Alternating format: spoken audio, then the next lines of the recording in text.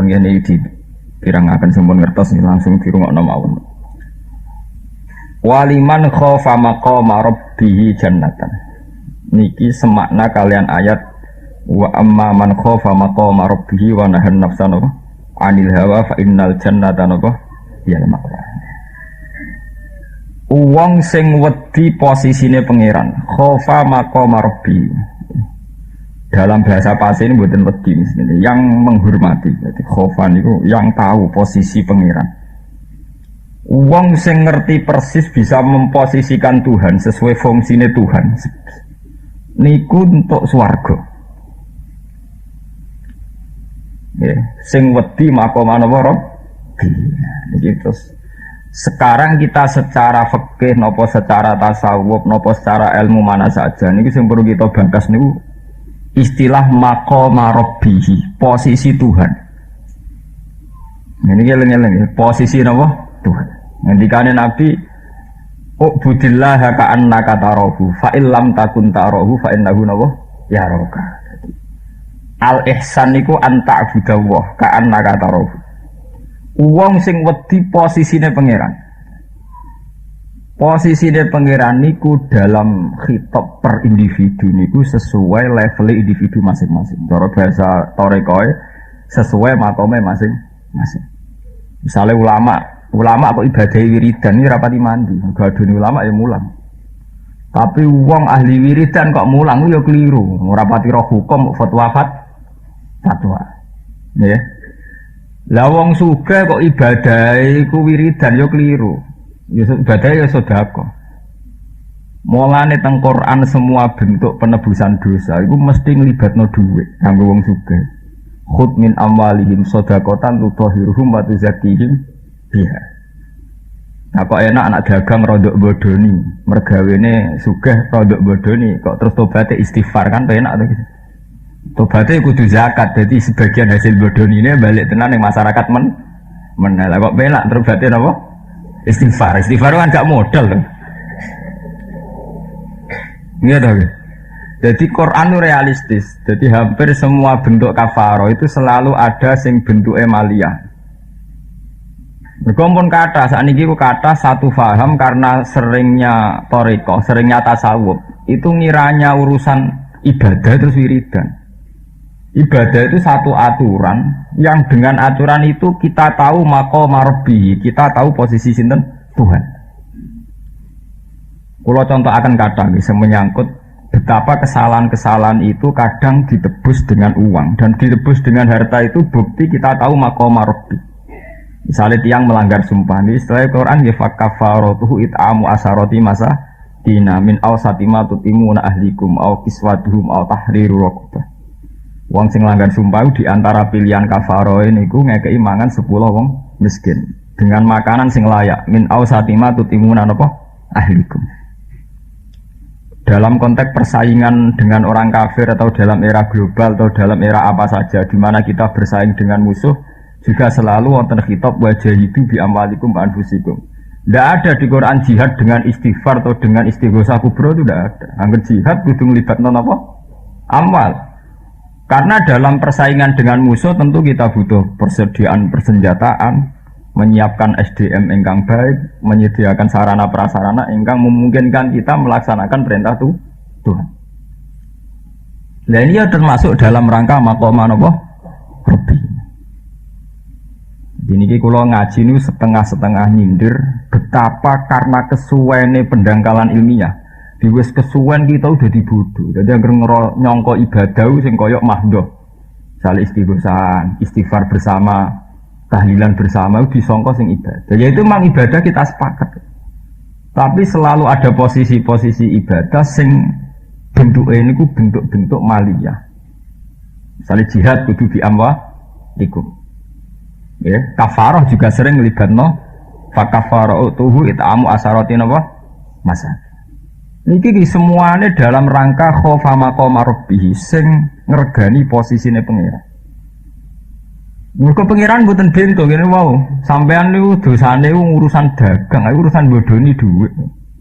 Bareng ngono tobat istighfar ping 1000 ping 100. Pangeran ora bento apa hubungane bodoni mbek istighfar. Dosane sampeyan utang gak nyaur. Terus tobat mbok istighfari. Lho apa hubungane kewajiban nyaur mbek napa? Istighfar.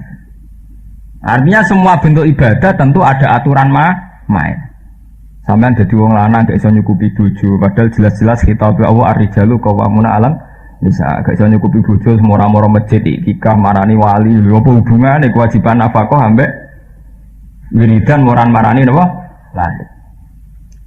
Soal kita ziarah ya kewajiban lain, kita menghormati para leluhur, para wali, tapi tidak bisa itu menggantikan kewajiban neng keluarga. Ya, ini jenenge khofa maqama rabbih. Jadi kalau baleni malih nggih.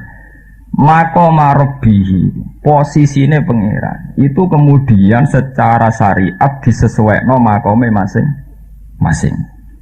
Nah, dari tiang-tiang sing pun ketelanjur terkenal teng Jawa ngene iku. Kemudian wonten makom jenenge makom syariat, tarekat napa hakikat. Tapi niku pun makom-makom gawean ya. Artinya karena yang mudah itu begitu. Hakikate nggih mboten enten sedanten. Sing wonten setiap individu. Ya, setiap tiang niku gadah khitab masing-masing sesuai keadaane sakniki. Kados kula misalnya karena ngalim, ibadah paling cespleng kula nggih mulang. Sampean sugih di ibadah paling cespleng di biamwalikum. Nah sampean bodoh nggih kudu loyal. Ngendikane Nabi kun aliman au muta'aliman au muhibban. Nah ora iso mulang ya kudu seneng wong alim, ora iso nggih ngrungokno. Wala takun salisan ora jelas. Dadi seorang alim ora sugih melarat digile gak karuan terus sempurna kan. Wis wong alim ora iso mulang, sugih ora iso ngamal. Dadi melarat kan ibadah yang melarat kan paling gampang tuh, ridho mbek kodok kodar wis gampang dadi wali nih. Tapi malah drengkine gak karuan. Itu kan terus sempurna tuh, eleke terus apa? Sempurna tuh. Ya, jadi kalau baleni malih, jadi maqama rabbih itu artinya posisinya pangeran. Maksudnya posisi kemudian disesuaikan ambek maqame masing-masing. Nah, maqam ini kalau tak cerita. Teng Ihya ini wonten cerita ngeten. Ada 3 kelompok ahli ibadah. 3 kelompok ahli ibadah niki makomnya itu benten-benten. Mulane wau kula manani khofa iku ora kok wedi, yang mengerti. Khofa itu yang mengerti posisi Tuhan. Jadi bentuknya ada harus wedi, pokoke ngregani posisine sinten? Niku wonten cerita tentang Ihya. Nabi Isa itu ketemu orang-orang ubad zuhad. Ketika ketemu itu mun sing dugi kesane dugi ngaji mboten usah disambut pokoke sing ngrungokno. Pokoke aturane Quran wa idza quri'al Qur'anu fastami'u lah. Dadi sing wis wae krungu ya ngrungokno mawon. Terus ketika Nabi Isa melihat, jadi kalau baleni malih nggih, ngaji jengben sing terlambat kesane terlambat sing pun ngaji nggih napa ngrungokno. Daripada nanti sampean salah paham. Banyak aturane ngoten, ketika Quran sudah dibaca bagi yang sudah dengar fastami'u napa? Lah yang mendengar dan itu. Paham ya, terus niku mulai awal tamu ya, mulai awal tapi wonten versi ini biambak ya. Ketika Quran dibaca, acaranya ya fastami'u napa? Nah, harus didengarkan. Ya. Maqama rabbi kula baleni malih iki. Maqama rabbi niki terus kemudian sesuai level yang masing-masing, sesuai maqame piyambak. Niku wonten cerita. Mulane kula maknani khofa itu yang mengetahui, sing menghormati posisine pangeran. Nabi Isa itu ketemu ahli ibadah. Ditakoki kan ibadah ini pirang tahun, pun puluhan tahun ya Isa. Awake kuru-kuru mripate cekong-cekong saking takwane pangeran. Jadi wong potongan ora agak arah dedigasan. Mbok dina ibadah zuhud. Jadi naharuhum siam nak rino poso. Wa napa waleluhum qiyam nak bengi napa tahad. Ditakoki ben Nabi Isa, mbok rewangi ngono iku piye asal usule kok kula niku wedi neraka. Ya orang baik. Terus dari pangeran ya sudah dia tidak akan masuk neraka. Kemudian Nabi Isa ketemu tiang malih ibadah sing kantos ngoten, nanti awake guru mripate cekong ditakoki, mbok rewangi ngono demi apa? Kula kepengin mlebu swarga. Terus dari pangeran ya dekne mlebu napa? Swarga. Terus ada kelompok ketiga yang cara ibadah happy, santai dengan penuh kebahagiaan. Cara bahasa hikam dengan penuh istiqnas, penuh kenyamanan, penuh kelazatan. Awake iki biasa-biasa mawon. Raine seger, semua bentuk fisiknya juga seger, menikmati sekali. Ketika ditanya Nabi Isa, lho ya ibadah mbek pangeran, ini ibadah. Kena apa? Syauqan ilallah. Saya sangat mencintai Allah. Jadi melihat Allah itu sesuatu yang indah, sesuatu yang harus didekati, yang indah, yang menarik. Ini ku sing walladzina amanu asyaddu hubbal lillah. Faktornya mahabbah. Terus ngendikane Allah yaiku abidku tertinggi yaiku. Mergo gak di kepentingan.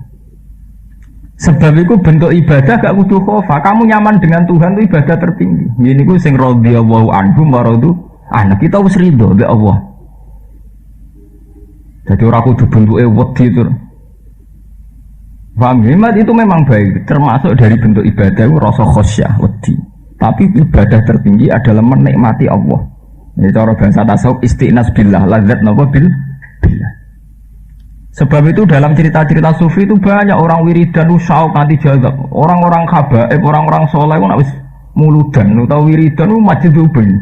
Sampai jazab menari-menari menikmati sekali. Karena ibadah mereka syauqan ilallah, saking asiknya dengan Allah. Sebab itu dalam teori tasawuf kata cerita Jalaluddin Ar-Rumi punya tarian Rumi ibadah joget. Nah saya ini orang niru ilingnya niru joget, terus kasus. Ini urusan sing niru kasus, tapi asal usulnya itu mergo ibadah makome syauqan ilallah. Nanti yang wiridan ijek nangis makome khauf. Guyu arep-arep suar. Nak makom niku pun mboten ngoten sedanten. Hampir dalam semua sisi hidupnya itu sudah nyaman dengan Allah. Cek pas sholat, cek rapas sholat, di mana saja wis radhiyallahu anhu maradhiyallahu anhu, dia merasa nyaman. Sebab itu ibadah tertinggi adalah ar-ridho billah. Ini cara bahasa tasawuf, merasa nyaman dengan Allah. Raditu billahi rabba wa bil islami dina bi Muhammadin nabiyyan wa rasulullah. Sampai wonten sebagian hikayat itu ngeten. Sak kula mon ngrasakno. Saya itu pernah punya satu wiridan, di mana wiridan itu dari sini ijazah itu ben rezekine jembar. Kula waca itu malah raro nak gunane iku. Karena orang dengan makom kealimannya itu nanti akan tahu bahwa itu tidak penting. Itu ada riwayat seorang sufi ditanya, kowe kepen mlebu swarga? Jawab wong sufi itu takut. Ning swarga iku ana salat ta? Ana nggak? Iya, aku belum bisa warga nana sholat. Kalau dia saya isonya menikmati kenyamanan duniawi bayang notok ora iso. Sampai anak orang bayang nulis warga pakanan enak, bojo ayu, cek mesum, wargane sampai nulis warga mesum, cek makom pikirannya ngeres.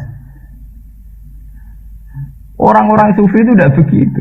Sebab itu swargane para muqarrabin itu satu surga yang la aina ra'at wala udhuna sami'at wala khatara ala qalbi basarin. Satu surga yang enggak tergambarkan oleh mata, yang tidak pernah terdengarkan oleh telinga, wala khatara ala qalbi basarin. Satu surga yang kenikmatannya itu tidak pernah terlintas, terbersit di hati seseorang. Gamane saking istimewanya. Sebab itu para makam muqarrabin Qur'ane ra iso nerangno, len nerangno fa amma ing kana minal muqarrabin farahu warihanu. Anak swargamu makame wa khurun in wae sing ngeres-ngeres itu kan ngeri to. Mulane nak cara tiyang alim sing pun zuhud. Maca swarga sing hebat sing kelas ngoten niku. Fa amma ing kana minal muqarrabin isla farahu warihanu. Istilah teng Yasin nggih ngoten, surga tertinggi itu bukan saat dikatakan ala furusi marfu'atin atau alal aro'iki yataki'un nungguh ning sofa ning permadani boten, tapi ketika wonten ayat salamun qaulan mir rabbir rahim. Sungguh surga itu indah karena di situ ada salamun qaulan mir rabbir rahim. Padahal sampean-sampean bayang swarga iku sing mau mangan enak bojo ayu. Ya kan ngeri itu. Ya sampean karek milih makom sing setengah-setengah pikiran keras urusan wedokan mbek mangan. Apa swarga sing wis salamun qaulan apa? Mir rabbir rahim. Cara istilah surat Waqiah farahu waraiha. Makanya tiang-tiang sufi ibadah tuh nyaman sekali. Di bujuk panjang ibadah nyaman, juga ya nyaman. Nah, aku ora. Ibadah aja menak bojo ayu duwe akeh, salat aja menak ora aja mau apa. Ya karena ibadah kita masih didikte oleh keadaan-keadaan. Paham nggih? Nak partai ini lagi seneng ibadahnya tasakuran, nak lagi pengen partai ini akeh ibadah istiqo. Itu satu ibadah yang didikte oleh keadaan. Apa pangeran ku wujudnya gantung mbek keadaan, kok ibadah digantungno mbek keadaan? Itu satu ibadah yang bodoh karena ibadah sing ijek gantung keadaan.